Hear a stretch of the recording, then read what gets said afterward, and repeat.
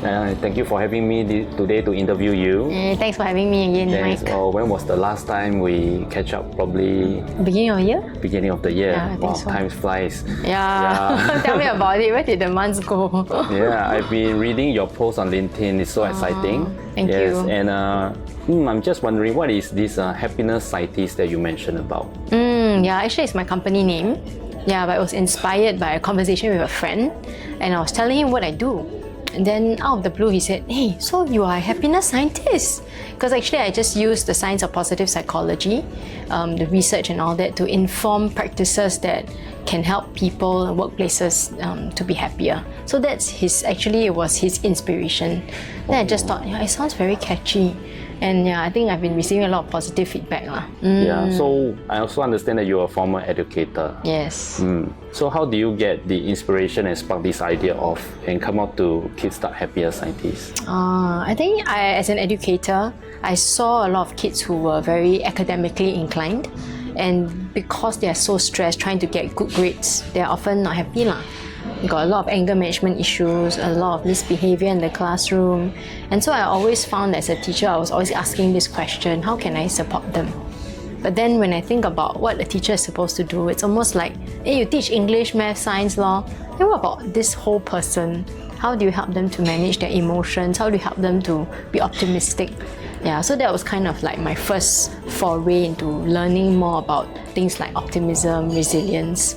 Yeah, and then one thing led to another. I found this whole field of positive psychology, and the more I read, the more I feel very captured by it. It's like, this can do so much good for people. Oh, Yeah. wow, yeah. So when you were starting out this Happier Scientist, and when one thing leads to another, right? Were there any misconception other people had about you or about Happier Scientists? I think they have often say oh, if you are a happiness scientist, then you must always be happy. But it's not true, right? I mean, I'm just a human being, right? So I mean, those are some of the things that most people say. Yeah. Okay, so when you are starting out on this entrepreneurship journey, were there any skill set that you felt that you were lagging, and how do you acquire these new skills? Yeah, definitely. I mean, as a teacher, we have a lot of skills, but we don't do sales and marketing, right? Of course, we can speak to children, but we don't actually speak to adults as much.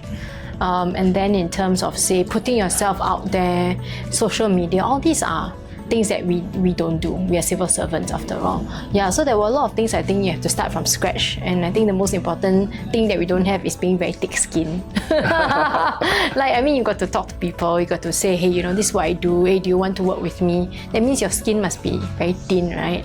So if you don't open your mouth, then how are you going to get any business for your company? So how do you overcome this step?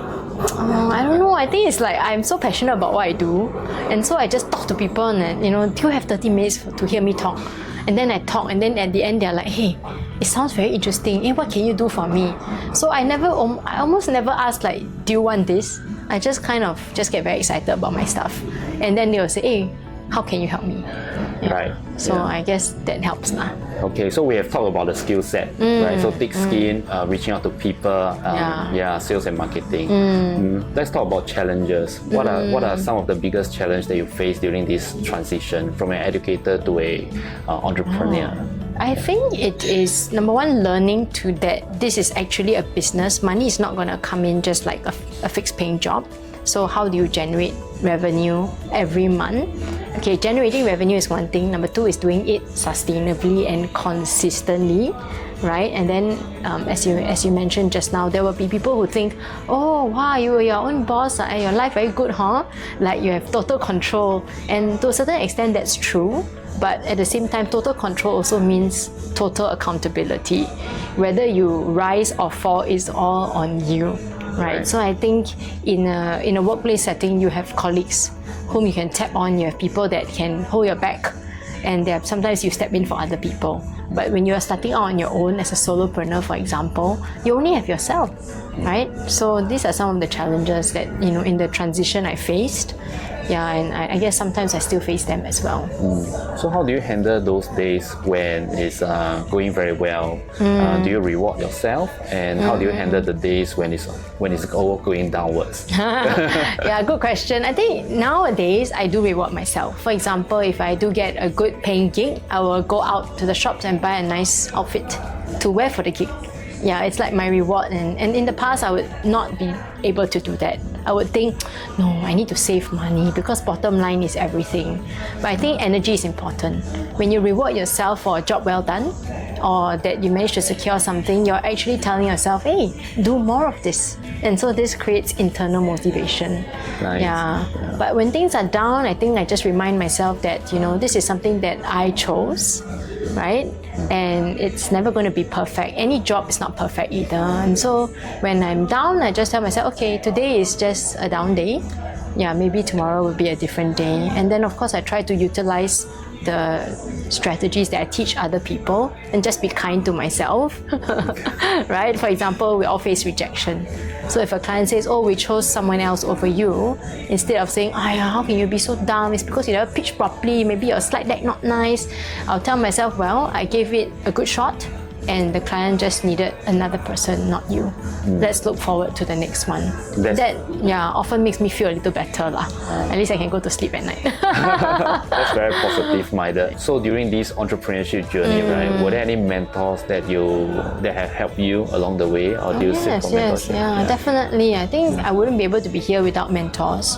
Yeah, some are paid mentors and some of course are, came along in the journey. So I'm part of this association called Asia Professional Speakers Singapore, and there's a mentoring program in there, and I've been lucky to have had 2 or 3 mentors who taught me various things in business, taught me about stagecraft, how to speak clearly, how to make use of your body and things like that. So yeah, I think it has been really valuable to have mentors in my life.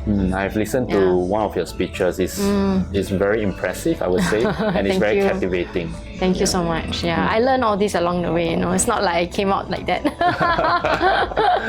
Well, so there's something that I'm very curious. I'm sure the audience are also curious about. Is that you could have started this business as a side hustle and start to earn passive income from there.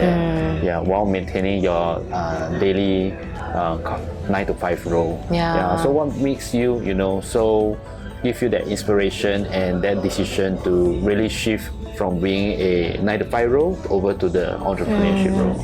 I think for me it was that I found a deep sense of purpose in doing what I'm doing, and I invested a lot of money to go and study my master's in positive psychology, and I wanted to do it all the time.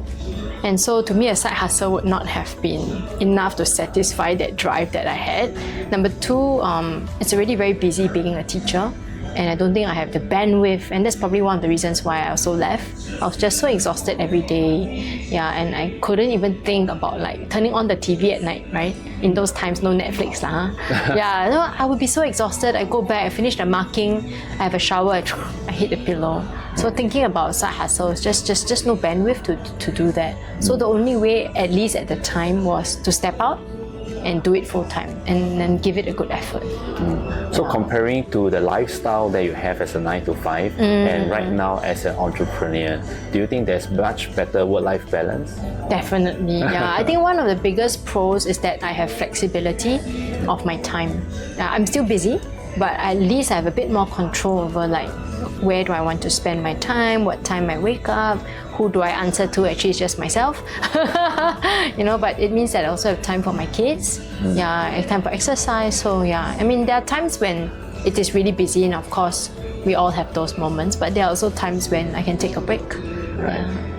So, is there any 3 advice that you can give to millennials that is starting out in their business journey? I would say know why you are doing what you're doing.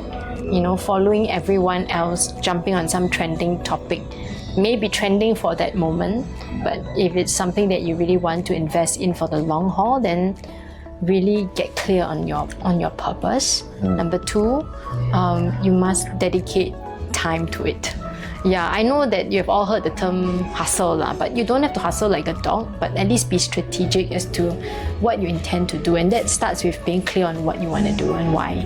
Yeah, but then you still need to put in the effort lah. I mean, there's no free lunch. Of course. Right? You know, you have to put in the effort, you have to work hard, but it shouldn't be mindless. It should be intentional. Right. So if there's one superpower that you have in your business, right, what would it be?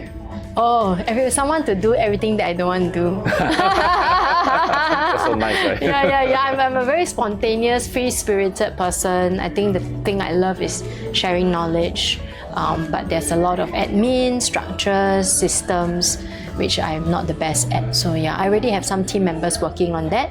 Yeah, but right now my wish list is to someone to like really organize everything for me, and then I just show up. Yeah, that would be the best. That would be superpower. Yeah, that would be a superpower. Okay. Yes. Right. So thank you very much, Sha-En, for today. You're welcome, Mike.